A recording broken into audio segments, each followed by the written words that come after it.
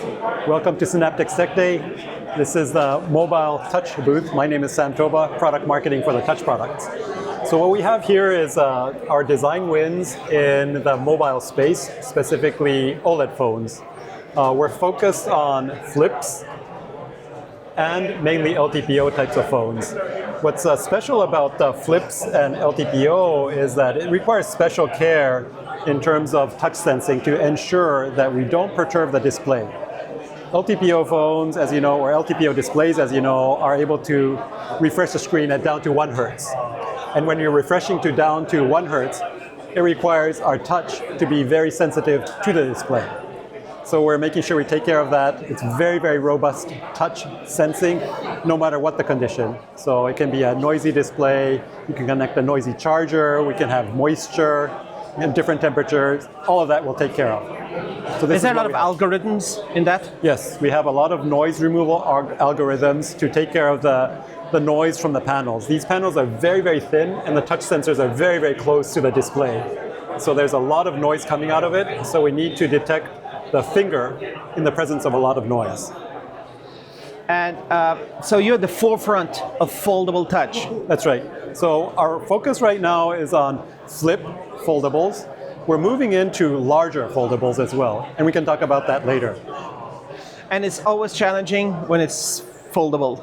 Foldable is especially challenging because, like I said, the panels are very, very thin. The touch layer is very, very close to the display where a lot of the noise comes from.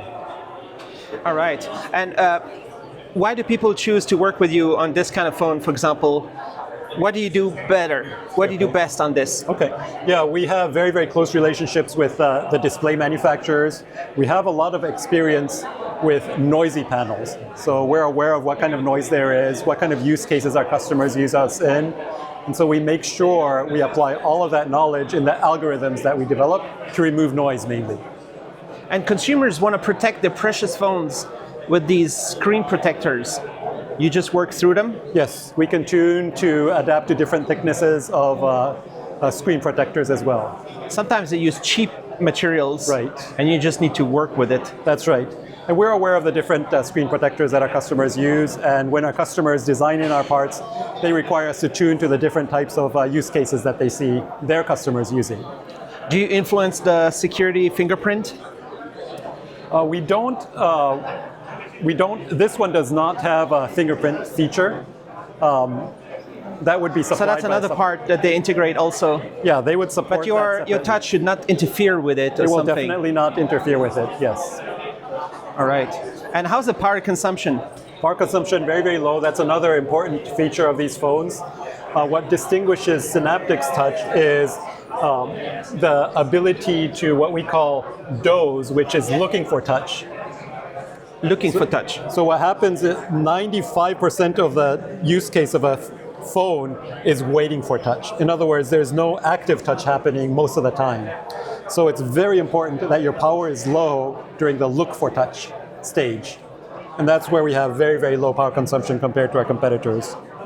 It's kind of like a standby? It's a standby mode, but we need to respond quickly when the finger comes. So we're able to stay in a standby, but also look for touch at a very rapid rate, so that as soon as a touch comes, it responds quickly. It's so low that even the display could be off, but you're still working. We could be off. It depends on how the customer sets us up, but it's possible for the especially display to be with OLED, off. The black pixels are off, basically. That's right. But the touch needs to be ready when people want to log in. The touch needs to be ready. That's right. And what do you do especially about the 1 Hertz? What do you have to do about that? What's the special configuration? It's special because when it's 1 Hertz, the display is refreshing very infrequently. It means that when there's a touch signal, that signal can interfere and impact the display itself.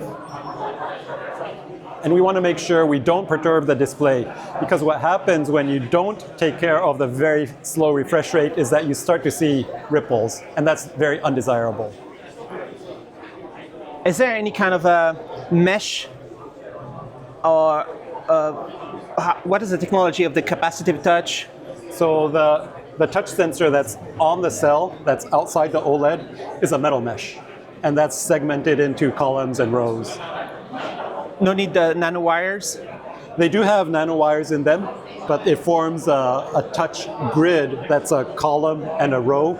These are all connected at the bottom to a flex that wraps around, and a touch sensor is on the back of that. Another important thing for us is that the flex that wraps around is very, very small.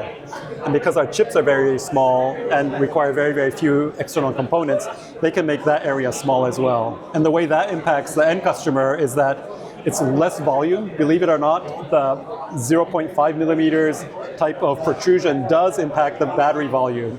So our customers like that our touch occupies very little volume, so they can have a bigger battery. So you work very closely with the mesh design to optimize the way your software works with their Yes, with the we mesh. have to work very, very closely with the display manufacturer.